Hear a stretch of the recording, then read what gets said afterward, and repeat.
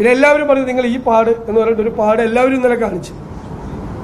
Social media ഒക്കെ ഉള്ളതുകൊണ്ട് രക്ഷപ്പെട്ട്, തലേദിവസത്തെ പരിപാടിയിൽ ആ പാടുണ്ടായിരുന്നതുകൊണ്ട് രക്ഷപ്പെട്ടു. ഇല്ലെങ്കിൽ KSU പ്രവർത്തകർ കത്തി വെച്ച് കുത്തിയെന്ന് പറഞ്ഞ കയ്യിൽ. അല്ല, സ്ഥാനാർത്ഥി നിർണയം തെരഞ്ഞെടുപ്പ് നമ്മൾ ഉദ്ദേശിച്ചത് മാർച്ച് 1-ാം തീയതിക്ക് ഉണ്ടാവുന്നതാണ്. അപ്പോൾ ഒരു സെക്കൻഡ് വീക്കിലേക്ക് ഈ തെരഞ്ഞെടുപ്പിന്റെ അനൗൺസ്മെന്റ് പോവും. പിന്നെ നമ്മുടെ ജാഥ നടക്കുകയാണ്. ഞങ്ങൾ UDF-ലെ ചർച്ചകൾ അന്തിമഘട്ടത്തിലാണ്. 24 മണിക്കൂർ കൊണ്ട് ഏത് സമയത്തും അത് അവസാനിപ്പിക്കാം.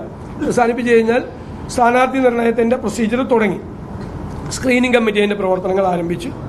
ഞങ്ങൾ ഇനി സ്ക്രീനിങ് കമ്മിറ്റി ചേരും. അതിൽ ഞങ്ങളെല്ലാം പങ്കെടുക്കും. അതിനുശേഷം വളരെ സ്മൂത്തായിട്ട് 2 ഘട്ടമായിട്ട് കേരളത്തിലെ സ്ഥാനാർത്ഥികളെ കോൺഗ്രസ് പ്രഖ്യാപിക്കും, ഘടകകക്ഷികളും പ്രഖ്യാപിക്കും. അല്ല, അത് പറയാറായില്ല.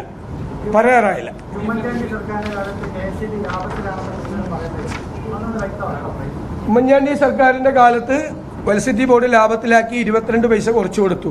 അതുവരെയുള്ള ക്യുമുലേറ്റീവ് ആയിട്ടുള്ള ലോസ് കുറച്ചു കൊണ്ടുവന്ന് 1000 കോടി മാത്രമാക്കി. ബോർഡ് ലാഭത്തിലായി. പണ്ട് മുതലേ ഉണ്ടായിരുന്ന നഷ്ടം കുറച്ചു കൊണ്ടുവന്ന് 1000 കോടി രൂപയുടെ നഷ്ടം മാത്രമാക്കി. അതുവരെ ഉണ്ടായിരുന്നു ക്യുമുലേറ്റീവ് ലോസ് മുഴുവൻ കുറച്ചു കൊണ്ടുവന്നു ലാഭത്തിലാക്കി ബോർഡ്.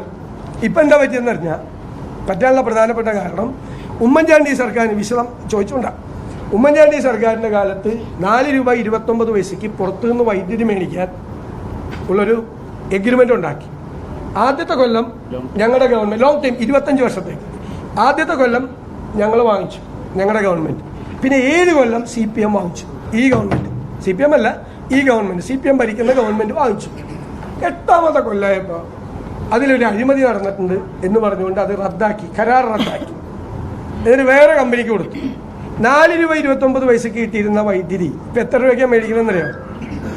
മേടിക്കുന്നത് എത്രയാണെന്നറിയാമോ? 8 രൂപ തൊട്ട് 14 രൂപ വരെ ഒരു യൂണിറ്റിന്. 3 ഇരട്ടി കൂടുതലാണ് മേടിക്കുന്നത്. ഒരു ദിവസം 20 കോടി രൂപയുടെ നഷ്ടം ആ ഒരു കാരണത്തിൻ്റെ പുറത്ത് വന്നുകൊണ്ടിരിക്കുകയാണ്. അതുകൊണ്ട് മനസ്സിലായി.